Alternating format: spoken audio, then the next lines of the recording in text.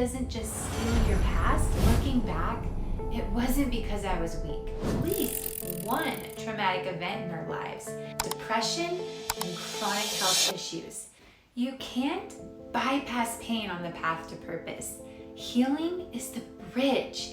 And I want to say this right up front. If you've been through trauma, you're not broken. You're not weak. You're human. And healing is not only possible, it's the most powerful gift you can give to yourself. Here's the truth. Unhealed trauma doesn't just fade away with time. Time doesn't fix everything. It lingers in the nervous system, in the subconscious mind, and even in your body. According to the American Psychological Association, trauma survivors are significantly more likely to experience anxiety, depression, and chronic health issues if healing doesn't take place.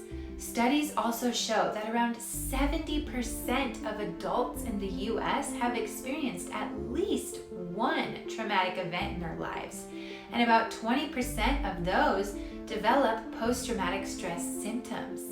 But trauma isn't just about big events. It can come from simple things like emotional neglect, betrayal, abandonment, or just years of living in survival mode. And when trauma isn't addressed, the brain actually wires itself around it.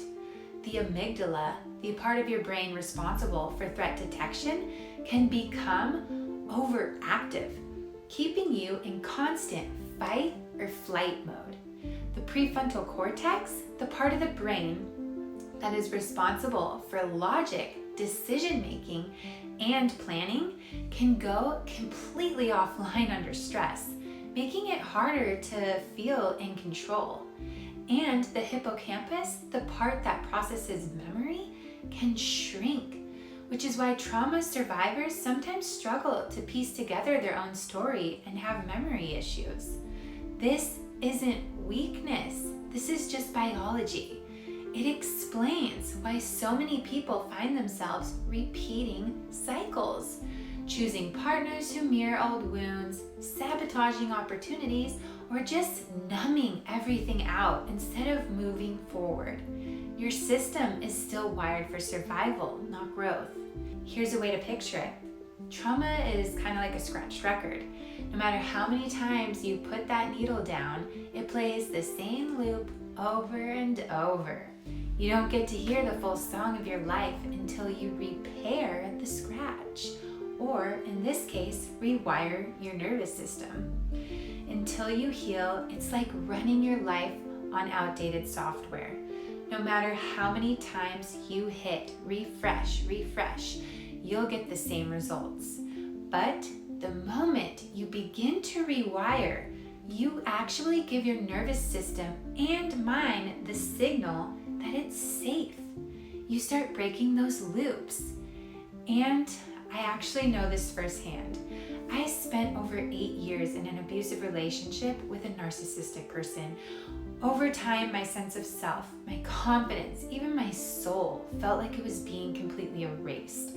I kept finding myself in the same cycle of betrayal, pain, and trying to just hold it all together. Looking back, it wasn't because I was weak. It was because my nervous system was wired for survival. I was literally living in fight or flight, bracing for the next storm instead of building a future. And until I started doing the actual inner healing work, reconnecting to myself, and slowly reigniting my identity, I couldn't break free. That's why I'm so passionate about this work, because trauma doesn't just steal your past, it can hijack your future unless you choose to heal. And once you begin, the cycles finally start to shift. Trauma lives in your body, not just in your mind. When something overwhelming happens, your nervous system can get stuck in survival mode. Fight, flight, or freeze. And here's the science. The autonomic nervous system, ANS, has two main branches: sympathetic nervous system, which triggers fight or flight, pumping out adrenaline and cortisol. And then the parasympathetic nervous system, which helps you rest, digest, and feel safe. In trauma, the sympathetic system often dominates. Research shows that trauma survivors have higher baseline levels of stress hormones, and their amygdala, the brain's alarm system, can become extremely overactive. One study published in Biological Psychiatry found that people with PTSD show exaggerated responses to threat cues and reduced ability to calm down, even when safe.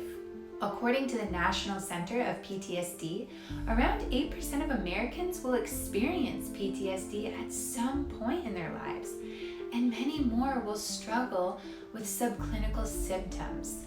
Things like hypervigilance, emotional numbing, or panic that seems to just come out of nowhere. That's why you might feel anxious all the time, or numb, or hyper aware of danger that isn't even really there.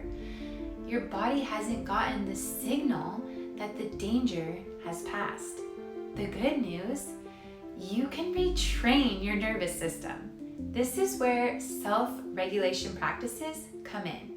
Breathing exercise calm down the vagus nerve, lowering heart rate and blood pressure. Grounding, like walking barefoot on the earth, has been shown in studies to reduce cortisol and inflammation. Meditation and mindfulness increase activity in the prefrontal cortex, the part of the brain that helps regulate fear responses. And even simple practices like humming, or gentle shaking, or placing your hand on your heart can signal safety to your body. So healing isn't about forgetting what happened. It's about rewiring your nervous system so it no longer lives as if the danger is still happening. It's teaching your body, you're safe now. We can calm down. We are free. Let's do a quick practice together. It'll only take a minute. So, sit comfortably, place one hand on your heart and one hand on your belly. Close your eyes if it feels safe. Take a deep breath in through your nose. Hold for a moment. And then slowly exhale through your mouth like you're blowing out a candle. Let's do that 2 more times. Inhale deeply, fill your belly. Pause. Exhale slowly and just let it all go. Now gently notice the points of contact between your body and the chair or the floor beneath you on your feet. Feel the ground holding you up. Say silently to yourself, I am safe, I am here, I am supported. This simple reset signals your nervous system the danger is over. We're not just surviving anymore, we're creating space for healing. Now here's the part that doesn't get talked about enough. Trauma can break us wide open to growth. And let me be clear, this does not mean the trauma was good, necessary, or justified. It just wasn't. But often it's through these cracks in our soul that the light gets in. In psychology, there's a term called post-traumatic growth.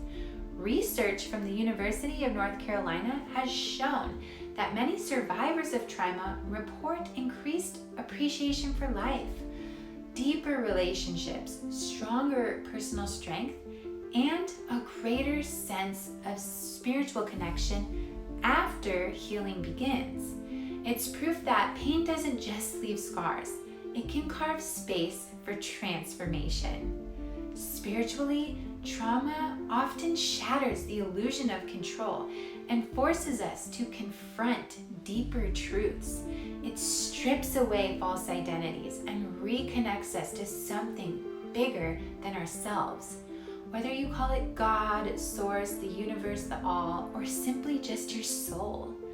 Think of it like this. Trauma cracks the shell we've built around ourselves.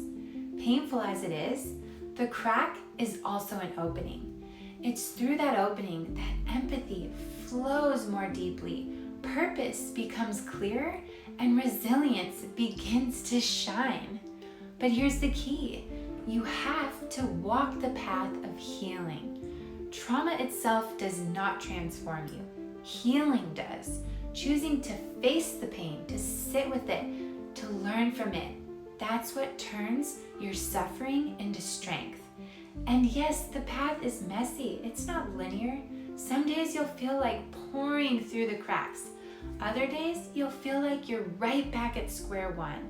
But it's sacred because every time you choose healing, you're not just mending wounds. You're awakening your soul. I want to share a piece of my own story because maybe it'll make you feel less alone. I spent over 8 years in an abusive relationship with a narcissist, and when I say abusive, it wasn't just about the obvious moments of verbal and physical contact. It was the slow erosion of who I was. Day after day, piece by piece, my identity was chipped away. My voice got quieter, my joy dimmed, my spark nearly went out, my soul nearly erased. The hardest part, I didn't even realize how much I had lost until I finally stepped away. When you're in it, stress and survival mode feels normal. You convince yourself this is just how life is. But deep down, I knew I wasn't living. I was just existing, like a zombie on autopilot, numb to the reality of life. When I finally walked away, I thought the hardest part was over, but leaving was just the beginning. That's when the real work started. Facing the emptiness inside of me, the loss of self I had ignored for so long. I had to learn to love myself again, piece by piece. I had to rebuild trust within myself, reconnect with my intuition, and remember who I actually was before the years of gaslighting and control. It was not quick. It was not easy. Healing never is. Some days I felt like I was making great progress. Other days I felt like I was just back at square one. But slowly, the soul that had been dimmed began to reignite. I rediscovered laughter, creativity, freedom. My identity wasn't gone. It was waiting for me under the rubble of trauma. And here's what I want you to know. If I can find my way back, I promise you can too. Healing doesn't erase what happened, but it transforms the meaning. You go from being defined by your pain to being empowered by your strength. Looking back, the biggest thing I wish I had known then is this. Healing doesn't happen in isolation. You need tools, you need safe practices to ground yourself, and most importantly, you need support or a community. People around you that remind you that you're not crazy, you're not broken, and not alone. That's why I share my story, because I don't want anyone to go through the darkness thinking they have to figure it out all by themselves. Healing is possible, but it's so much lighter when you don't have to walk the path alone. So here's what I want you to take away. Healing is not weakness, it's power. When you heal, you break the cycles that may have been passed down for generations. You calm your nervous system so you're not living in survival anymore. You awaken your spirit so you can step into the purpose you were always meant to live. Healing is remembering who you truly are. Beyond the pain, beyond the stories, beyond the person you had to be to survive. And here's the truth. None of us are meant to do this alone. Healing isn't a solo journey. It's something that blooms in safe connection and community. When you share your story, you give someone else the courage to share theirs. So, if you're healing right now, Comment below. You never know how your words might be the light for someone else who's struggling. Let's support each other, because even if our stories are different, our journey back to wholeness is shared. And if you are ready to go deeper, DM me the word healing. I would love to walk beside you and give you the tools, support, and accountability you need to reconnect yourself and rise into the life you deserve. So here's what I want you to take away. Healing is not weakness, it's power. When you heal, you break the cycles, you calm your nervous system, you awaken your spirit, and you remember who you truly are on the inside. And I want to open this conversation because healing doesn't happen in isolation, it happens with support. If you are healing right now, comment below. You never know if your words can help another on their journey. Let's support each other and remember that we're not alone. And if you're ready to go deeper, comment below or DM me the word healing. Let's talk about how I can support you on your journey back to yourself. As always, be more than a label and embody your divine soul.